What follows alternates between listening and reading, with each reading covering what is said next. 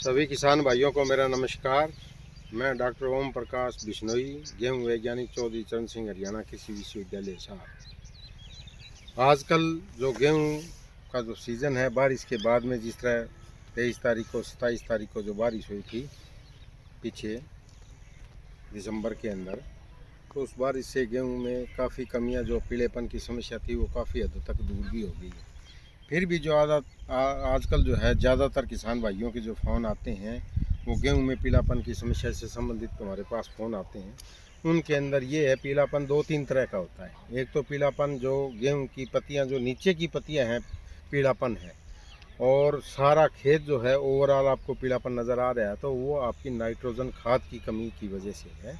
जिसके अंदर जिन्होंने नाइट्रोजन, कई किसान भाई क्या करते हैं कि बिजाई के समय केवल और केवल डीएपी खाद ही डालते हैं, जबकि हम बार बार हमारे वैज्ञानिकों की सिफारिश रहती है कि बिजाई का जो समय है उस टाइम आप डीएपी खाद डालें, और DAP seed cum fertiliser drill, दोनों से बीज और वो दोनों तो डीएपी साथ में डल जाती है, लेकिन यूरिया खाद नहीं डालते। जबकि जो धान और गेहूं का जो चक्कर है, जिसके अंदर पराली भी होती है, कई बार जो है बाजरे का कचरा भी अंदर होता है, कई बार जो है कपास की बंसटियाँ भी अंदर चलाई हुई होती है, उनका कचरा होता है, तो उसको गलने के लिए नाइट्रोजन की ज़रूरत होती है। तो आपको आधा पौना बैग और एक बैग तक जो है यूरिया खाद जो है, एक तिहाई जितनी आपने खाद डालनी है यूरिया, उसका एक तिहाई बिजाई के समय जब खेत तैयार करते हैं तो आपको छिंटा लगाना चाहिए।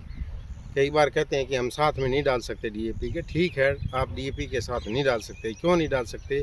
कि वो मॉइस्चर गेन करके उसकी डली बन जाती है और वो बिजाई में दिक्कत आती है, पोर बंद हो जाता है।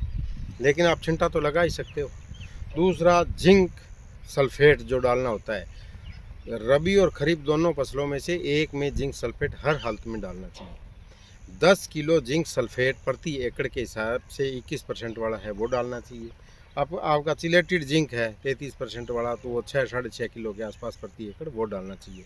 अब जिंक कई बार पाउडर फॉर्म में आता है, तो उसको कैसे डालें? तो उसको डालने के लिए आपको जो है 10-20 किलो मिट्टी ले लेनी है, और उस मिट्टी के अंदर उस पाउडर को मिला के और उसका ज़मीन तैयार करो, उस टाइप छींटा लगा दो। तो उस छींटा लगाने से आपकी जो है बेसल डोज के अंदर जो है जिंक सल्फेट भी चली जाएगी।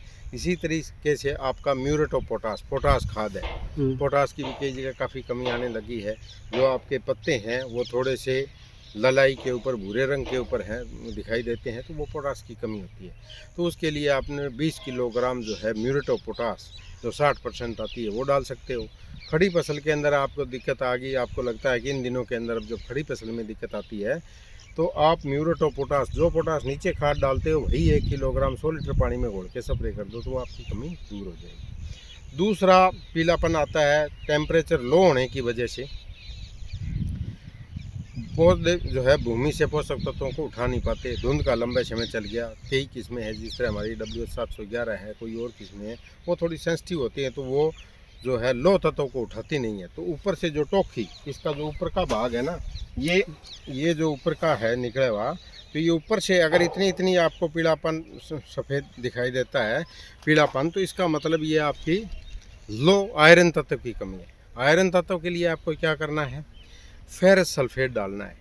1 किलोग्राम फेरस सल्फेट हरा कशिश के नाम से पंसारी के पास भी मिल जाता है, तो वहाँ से आप लेके, और जो हरे रंग का होता है वही हरा कशिश लेना है, उसको लेके अच्छी तरह कूट के 100 लीटर पानी में घोल के स्प्रे कर दोगे, तो ये आपकी पूर्ति हो जाएगी उसकी लो तत्व की।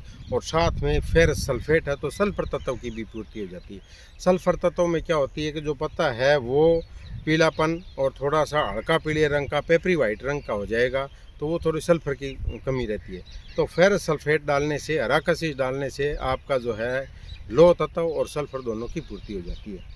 इसी तरीके से जब बिजाई करने के बाद अगर किन्होंने जिंक सल्फेट नीचे बेसल डोज में नहीं दी हुई है, तो दूसरी तीसरी पत्ती है जो पीलापन आ जाता है उसके अंदर, और उसके अंदर पीला पत्ता है वो लगातार नहीं रहता, वो भी पत्तों के अंदर बीच बीच में से पीलापन रहेगा, और जैसे जैसे उसके वो जो गोल दायरे हैं बढ़ते जाएंगे और पत्ता सूख के ख़राब हो जाता है, तो वो आपकी जिंक की कमी है। तो उस जिंक वाली कमी को पूर्ति करने के लिए आपको जिंक सल्फेट की स्प्रे करनी है। कितनी जिंक करनी है स्प्रे? आपने 500 ग्राम जिंक सल्फेट 21% वाला देना है, क्योंकि 21% वाला पौधा जो है जल्दी एब्जॉर्ब करता है। तो 500 ग्राम जिंक सल्फेट, उसको साथ में 2-2.5 किलोग्राम यूरिया 100 लीटर पानी में घोल के स्प्रे करनी है। क्यों करते हैं? इसके साथ यूरिया डाल सकते हैं। यूरिया इसलिए डालनी है कि जो जिंक है उसका तासीर है वो अम्लीय है, एसिड बनाती है, ताज़ा नहीं तो वो पत्तों को जला देगी। और साथ में अगर यूरिया डालोगे तो आपका नाइट्रोजन की भी पूर्ति हो जाएगी और जो सोल्यूशन है वो न्यूट्रल टाइप का हो जाएगा और आपके पौधे जलेंगे नहीं।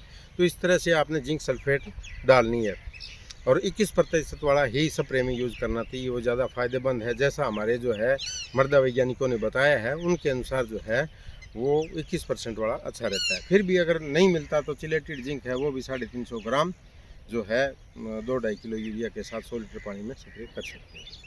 आजकल बालियाँ निकलने से पहले भी कुछ पीलेपन की जो दिक्कत आती है उसमें तीसरा तत्व है मैंगनीज का।